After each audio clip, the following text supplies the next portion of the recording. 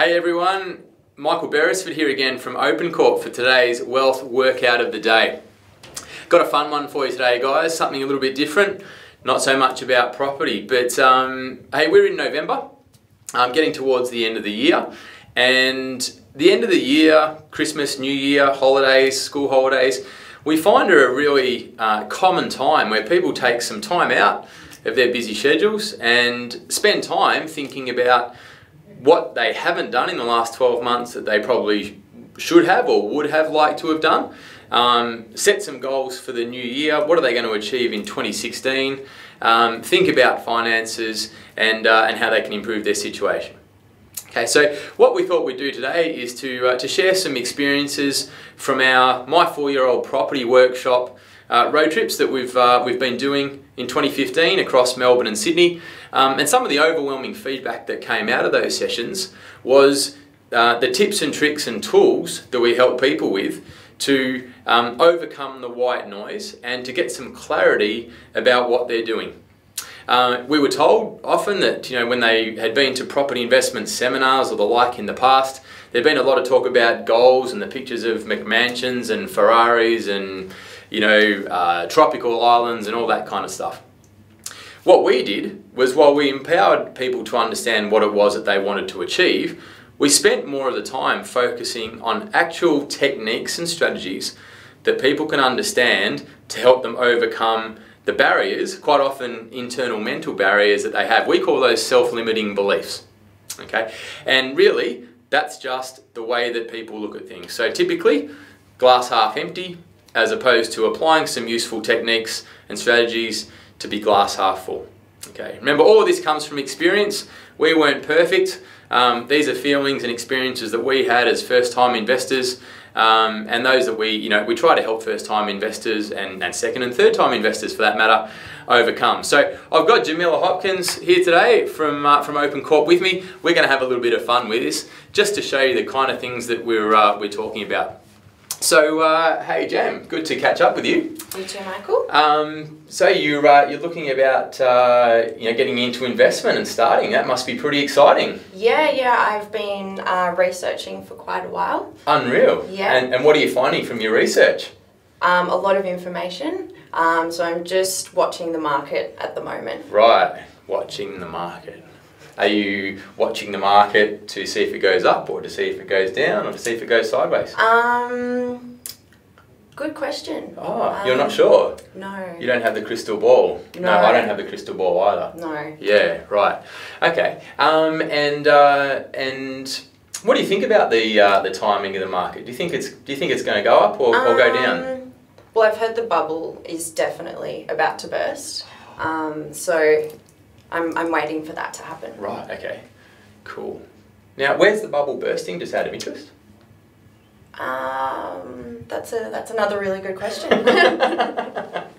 We told you this would be fun, guys. We told you this would be fun. So, okay, so the bubble bursting, right. So are you looking to make money in the next 2 weeks through property? No, I wouldn't be purchasing then, no. Yeah, okay. Right, so you're taking a long-term view? Yeah, I'm just, I'm waiting for the timing in the market to pick up a bit more. It's just a bit too hot at the moment, so I'm just researching a bit more to see what happens. Cool. And which market do you think is hot? Sydney. Sydney. So does that present opportunities elsewhere? Yes. There you go. Cool. So why do you, I guess, would it be fair to say that your research is trying to help you understand what to do and when? For sure. Cool. And how long have you been researching for? About 5 years. 5 years, cool. Yeah. Awesome. I've learnt a lot. Yeah, great. Yeah. Great. And if you'd bought something 5 years ago, would it be worth more or less than what it is today? More. More. Cool. So obviously, guys, we're having a bit of fun with this, okay? As we talk about consistently, the key to investing is to educate yourself first and foremost, okay? Unfortunately, though, to call a spade and to give it to you black and white, I don't know anyone that's made money by doing research. Unfortunately, at some point, you've got to actually buy something to make money. So educate yourself, understand a proven process and understand how you can mitigate risk, because the key thing is a lot of these common excuses and procrastinating statements, as we call them, that Jamila was talking about. It's not the right time, the market's hot, I'm just waiting for the market to cool. My mate told me that the market was overpriced, interest rates might go up, it's a busy time of year, whatever it might be. Okay, it's always going to be busy. The market will fluctuate and change, but you're buying for the long term. Okay, and as a result, thought it'd be useful to share some of the key headlines that have happened in recent times and give you some evidence around what's happened to property in that same time frame. Okay, so if we have a look at, firstly, back in 1998, there was the Asian financial crisis,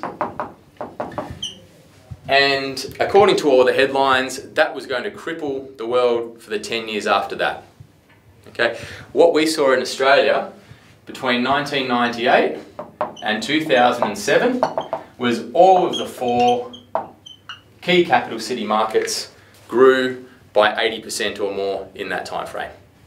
Okay, there's one that we definitely won't forget in a hurry. September 11, 2001. Tragedy with the World Trade Centers. Okay, that was supposed to floor the world as well, as was the emotion associated with that event. The Brisbane median house price in the 3 years after that was actually up 109%. So property prices in Brisbane doubled in the 3 years after September 11. Take the GFC, 2008. Personal example here, guys. I bought in July 2008. My mate said I was stupid, the world was going to end, etc, etc, etc. Blocked out the white noise and saw a bank valuation up by 100,000 in just under 2 years after that.